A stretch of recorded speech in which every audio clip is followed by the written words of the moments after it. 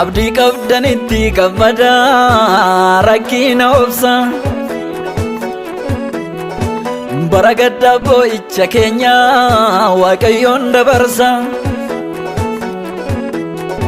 ofoo rakkina biyya guutee dambali'us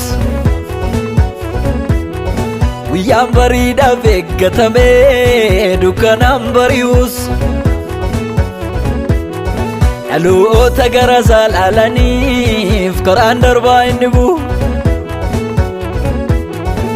hin raafamina hin hammatamina biyya lafaa wajjin abdiin kutatina Yesuusii wajjin waan haaraa argina hin raafamina hin hammatamina biyya lafaa wajjin abdiin kutatina Yesuusii wajjin waan haaraa argina hin raafamina hin hammatamina biyya lafaa wajjin abdiin kutatina Yesuusii wajjin ulfinoot darbina hin raafamina hin hammatamina biyya lafaa wajjin abdiin kutatina Yesuusii wajjin ulfinoot darbina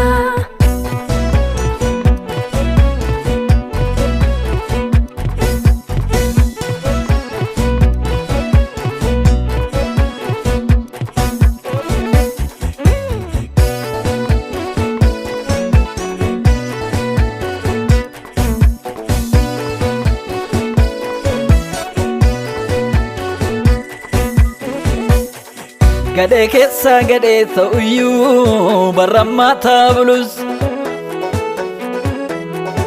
barakkamuunuuf nuu kenname ayyaanni inni caalu gadhee keessa gadhee ta'uyyuu barramaataa bulus barakkamuunuuf nuu kenname dibanni inni caalu daandiin ce'umsa orma argaa baduyyuu qawna Yesuusin riqicha isa olaanu raafamuun keenya nyaatamuun ta'u utuu lubichi doonii keenya hoogganu ifaadha durri keenya mo'aadha waaqni keenya ulfina argetti keenya ifaadha durri keenya mo'aadha waaqni keenya ulfina argetti keenya ifaadha ifaadha ifaadha ifaadha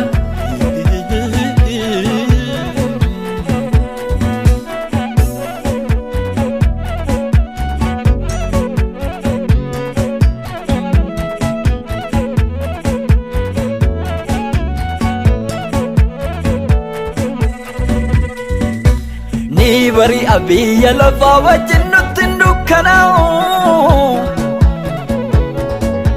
ni dabarraa rakkinni baay'achuun baduun ta'u maaltu sarba mirgi ijoollee waaqaa eegamaadha rakkatuyyuu namni gooftaa qabu beekamaadha biyya lafaa wajjin nutti dukkanaa'u ni dabarraa rakkinni baay'achuun baduun ta'u maaltu sarbaa mirgi ijoollee waaqaa eegamaadha rakkatuyyuu namni gooftaa qabu beekamaadha egaa harkaan kenniinu labsii du'a labsiinu egaa harkaan kenniina labsii du'aan labsiina nuuf ammayyuu biftuun ganamaa karri keenya ulfinaan banamaa.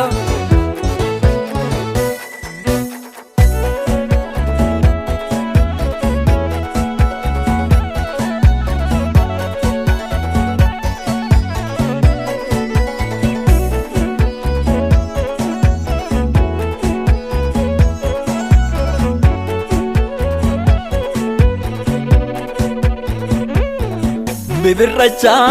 rirrifachaa injiraan nusichi faara tolee harka tolee nu dhufa leencichi abbaa badee bada malee keenya jireenyuma karri keenyas du'a mo'ee ulfinaan banama. Ifaada durri keenya mo'aadha waaqni keenya ulfina argatti keenya. Ifaada durri keenya mo'aadha waaqni keenya ulfina argatti keenya. Ifaada.